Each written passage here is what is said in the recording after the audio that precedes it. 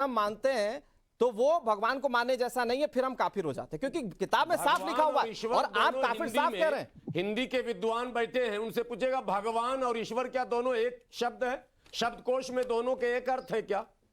मैं ईश्वर शब्द मैं कह रहा हूं कि क्या ये इससे इंटरप्रेट नहीं होता कि सिर्फ आप इस्लामिक भगवान को मानने वालों को ही भगवान मानते हैं या उन्हीं को सही मानते हैं और बाकी लोगों को आप गलत ठहरा देते हैं, काफिर कह देते हैं और अपने शब्दों में उसको अलग अलग तरीके से डिराइव करते हैं। 10 सेकंड और 10 सेकंड आपके मैं विक्रमादित्य के पास जा रहा हूं। हाँ, देखिए, जैसे पार्टियों का मैनिफेस्टो होता है वैसे धर्म का मैनिफेस्टो होता है। हमारे मैनिफेस्टो, जो कांग्रेस के मैनिफेस्टो को नहीं माने वो कांग्रेस विरोधी, वो भाजपा, सपा, बसपा, वैसे भाजपा का मैनिफेस्टो है, वैसे इस्लाम का मैनिफेस्टो है। जो नहीं माना हाँ। तो आप अपना मानिए ना भाई। नहीं तो हम अपने आप गाली, काफिर शब्द को आपने गाली कब से मान लिया? एक लास्ट में क्या बकवास कर रहे हैं भाई? एक लास्ट में एक चीज कह रहा हूं विक्रमादित्य, किसी पार्टी के मैनिफेस्टो में ये नहीं लिखा होता कि उसको मार दो। अरे एक लास्ट इसको मार दो। सर मैं आ रहा हूं विक्रमादित्य जी, लास्ट में एक बात कह रहा हूं, लास्ट में बस मैं इतनी बात कह रहा हूं कि सर जिसको आप काफिर कह रहे हैं वो भी तो अपना मैं बता रहा हूं कहां लिखा है। तो जब वो भगवान को मान रहा है तो उसको काफिर की संज्ञा देने की इजाजत किसको है? विक्रमादित्य जी, ओवर टू यू। देखिए साहब, सबसे पहले तो ये समझें कि ये देश सेकुलर देश है और सेकुलर देश के अंदर ये धर्म की पढ़ाई कहां से आ गई? ये सरकारी फंडेड पैसे पढ़ाई नहीं होती तो आप कैसे और जो ये बात आज सामने आ रही है, लगातार इसकी हम बात बहस कर रहे हैं। सुन लीजिए सरकार, सेकुलर देश है कि नहीं है? सेकुलर देश वर्ड जुड़ चुका है ना, आप ही के हिमायतियों ने जोड़ा था सेकुलर वर्ड। जब सेकुलर आ गया तो धार्मिक शिक्षा के लिए सरकार पैसे कैसे खर्च कर सकती है, ये सत्य जो लगातार हम बोल रहे थे सामने आ गया है आज। और दूसरा, काफिर की बात करते हैं जिस प्रकार से साफ तौर पे, मैं तो कहता हूं काफिर वो जो उस परवरदिगार को ना माने, लेकिन इनकी इंटरप्रिटेशन जो है तथाकथित कुछ मौलानाओं ने, जो वास्तविक तौर पे सारे मुसलमान, मेरे भी बहुत सारे मुसलमान दोस्त हैं और बिल्कुल मेरे साथ बैठ के पूजा भी कर लेते हैं, मैं भी जाके उनके साथ बैठता हूं, कोई दिक्कत नहीं। हाफिज जी हमारे साथ बगल में बैठ के चाय पी लेते हैं। जो इंटरप्रिटेशन देते हैं, मैं आपको इंटरप्रिटेशन दे रहा हूं, मैं आमतौर पे मैं इंटरप्रिटेशन देता हूं। सूरह आयत नंबर 8-12 कहती है कि इस्लाम को जो इनकार करने वाले हैं उन पे अल्लाह खौफ भर देगा और मुसलमान उनकी गर्दन काट सकता है। सोचो, ये स्थिति है, ये बच्चों को सिखाया जा रहा है। क्या सिखा रहे हो भाई साहब आप? क्या सिखाना चाह रहे हैं? रावण का ये तथाकथित तौर पर धार्मिक शिक्षा, सरकारी पैसा लेकर ये कैसे, कोई भी शिक्षा और एग्जाम्पल दे रहे थे अभी पार्टी मैनिफेस्टो का। कौन सी पार्टी मैनिफेस्टो आप दिखाइए, चलो मुझे बताइए कौन सी पार्टी का मैनिफेस्टो है जिसके अंदर कहा जाता है कि कांग्रेस और बीजेपी ज्वाइन कर लोगे तो तुम्हारी गर्दन काट दी जाएगी। अरे बताओ ना यार, तुम यहां बैठ के तुम जो बात, अरे सरवर साहब, आप ये आपने बोली पार्टी मैनिफेस्टो एग्जांपल दिया, कौन सी पार्टी के अंदर मैनिफेस्टो में ऐसा लिखा होता है कि एक पार्टी का मैनिफेस्टो है, दूसरी पार्टी के जाने वाले की गर्दन काट दी जाएगी? आपने बनाया है कि मैनिफेस्टो? मुझे दिखाई देता है आपकी पार्टी में मैनिफेस्टो ऐसा हो सकता है। ये यानी मानवता से मान्यता में तिरंगे, आप अपने आप को यहाँ पर सेकुलर बात उपस्थित करते हो। मुझे बताइए, सनातन के अंदर एक लैंग्वेज दिखा दो, एक वर्ड दिखा दो, एक शब्द दिखा दो महाराज कि जहां किसी व्यक्ति को मानव ना माना, आस्तिक, नास्तिक, दुराचारी, हर एक को अपने, हमने जीवन का काटने का अधिकार किसी को नहीं लिया।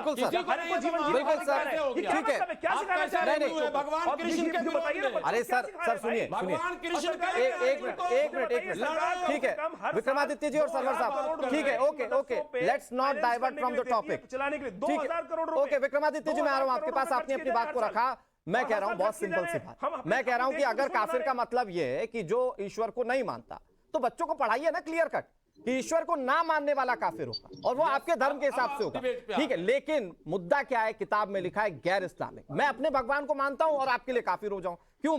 अंबर ज़ैदी जी, ये काफिर की परिभाषा जो बताई जा रही, क्योंकि कुछ लोग ये कहते हैं कि ये कहा गया है इस्लाम में, या कुछ लोग इसको इस तरह से इंटरप्रेट करते हैं कि काफिरों की गर्दन काट दीजिए। ये मुझे नहीं लगता कि ये फ्रेज, ये कोट किसी से छिपा होगा।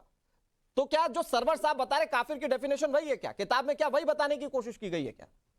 देखिए, जो सरवर साहब बता रहे हैं वो टीवी पे बताने वाली है, जो किताब में छुपी है वो सच्चाई है जो किताब में छपी है। तो ये बेसिक कैरेक्टर है कि हम पब्लिकली कुछ और बोलते हैं, किताबों में और प्राइवेटली बच्चों को समाज में पढ़ाते, समझाते, सिखाते कुछ और है।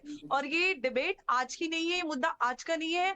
मैं सालों से इस बात को उठाती आई हूँ और मेरे से पहले बहुत सारे ऐसे लीडर, आरिफ मोहम्मद खान साहब लगातार इन मुद्दों पे बात करते आ रहे हैं।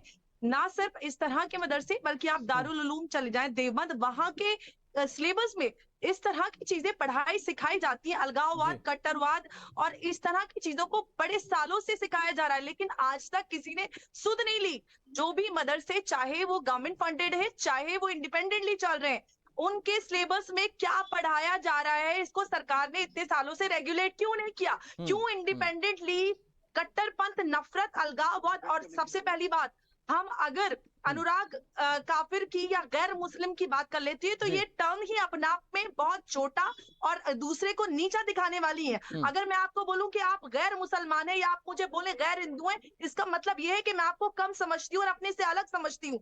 ये मानसिकता है जो अपने आप को सुप्रीमेसी वाली, अपने आप खुद को बहुत बड़ा और सुप्रीमेसी वाली जो मानसिकता है, ये बच्चों में डाली सिखाई जाती है। अजहरी साहब बहुत जल्दी से रिएक्शन दीजिए, फिर मैं सौरभ जी के पास जा रहा हूं। सरकार को कड़े अजहरी कदम उठाने की साहब जरूरत है। ये एक मिनट सरवर साहब, एक मिनट। अजहरी साहब भी तो आपके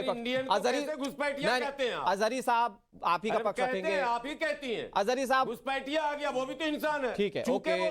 घुसपैठिया ही होता है। घुसपैठिया को घुसपैठिया कहते हैं। आप घुसपैठियों को बचाने के लिए आप राजनीति करने आते हैं, हम घुसपैठियों को घुसपैठिया बोलते हैं। आपका तो कुछ पता ही नहीं है। सरवर साहब, आप कभी पेंडुलम की तरह इधर पहुंच जाते, कभी उधर पहुंच जाते। सच बोलना शुरू कर दीजिए। आप यहाँ पर बैठ के काफिर की परिभाषा कुछ और बताने, किताबों में दशकों से अब बच्चों को सिखाया कुछ और जा रहा है। आपके यहाँ पर मक्खन मलाई लगा देने से, मिठाई लगा देने से सच्चाई नहीं बदल जाएगी। दुनिया को पता है। दारुल उलूम देवबंद की वेबसाइट पे चले जाइए, वहां पर फतवे मिलेंगे। ना सिर्फ यहाँ पर अनुराग या फिर सौरभ दुबे काफिर है, बल्कि आपके हिसाब से तो मैं भी काफिर हूँ। आपके बताइए काफिर कहाँ पर, लिस्ट बता दीजिए कौन कौन काफिर है। परेशानी क्या है?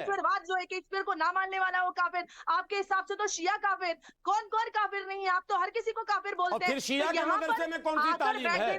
अरे आप जाइए, आप जाइए, आप जाइए, यहाँ पर बैठ के टीवी पे तारिक अंकल बोला करते थे ना कि मुसलमानों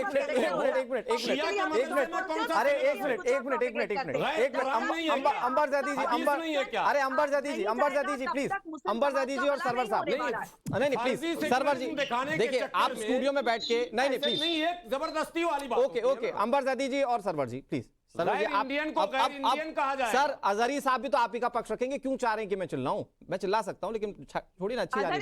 ठीक है अंबर ज़ैदी जी, लेकिन ये सरवर साहब कह रहे थे वो मदरसे में पढ़कर आए, आपने एक्सपोज बड़ा अच्छा किया। मैं पूरी डिबेट में कहता हूं एक्सपोज बड़ा अच्छा किया आपने। लेकिन एक सवाल अजहरी साहब बहुत छोटा सा मैं आपसे पूछ रहा हूं, जो अंबर ज़ैदी ने कहा कि फिर आप लोग जब बात करते हैं भाईचारे की, आप कहते हैं कि भैया हिंदू हमारे भाई हैं, ये टर्मिनोलॉजी जिसमें आप काफिर बता देते हैं, क्या ये इनइक्वालिटी को नहीं दिखाता? भारत देश में हम सब बराबर हैं, सबके पास इक्वल राइट है, लेकिन धार्मिक तौर पर आप अपने आप को क्या बड़ा दिखाने की कोशिश नहीं कर रहे जब आप ये कहते हैं कि गैर इस्लामिक जो अल्लाह को नहीं मानता वो काफिर है? देखिए मुझे नहीं मालूम अंबर ने कौन सा इस्लाम पढ़ा है, कौन सा कुरान पढ़ा है, कौन सा कलमा पढ़ा है, मुझे नहीं मालूम। लेकिन हमारा जो इस्लाम को मानने के लिए जो पहली शर्त है ला इलाहा इल्लल्लाह मोहम्मद रसूलुल्लाह, उसमें साफ है ला इलाहा इल्लल्लाह, मतलब मुसलमान के लिए कह रहा हूँ, आप अपने ऊपर नहीं नहीं मैं नहीं ले रहा सर, आप सुन ले। ला इलाहा इल्लल्लाह का मतलब है अल्लाह के सिवा हमारे नजदीक कोई इबादत के लायक नहीं, हमारे नजदीक। और सुने यहाँ तक के मोहम्मद रसूलुल्लाह सल्लल्लाहु अलैहि वसल्लम अल्लाह के रसूल हैं, अल्लाह नहीं है। अगर कोई धोखे से भी मोहम्मद रसूलुल्लाह सल्लल्लाहु अलैहि वसल्लम को खुदा कह दे तो हमारे मजहब में उसको काफिर कहते हैं, उसको मुशरिक कहते हैं। उसने शिर्क किया है। नहीं तो ये तो वो बात हो गई ना कि आप हमारे भगवान को मानिए, नहीं तो हम आपको नहीं मानते। ठीक है मैं आ रहा हूँ आपके पास अजहरी साहब।